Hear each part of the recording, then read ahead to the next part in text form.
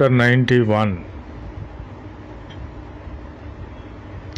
Neither shall any sickness come nigh their tent. Amen. Praise the Lord.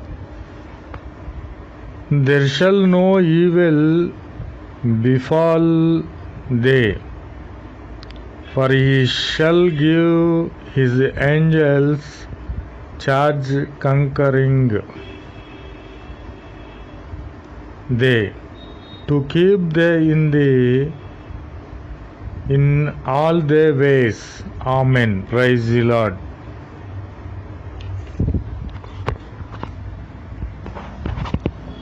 They shall bear thee up in their hands, lest thou dash their foot against a stone.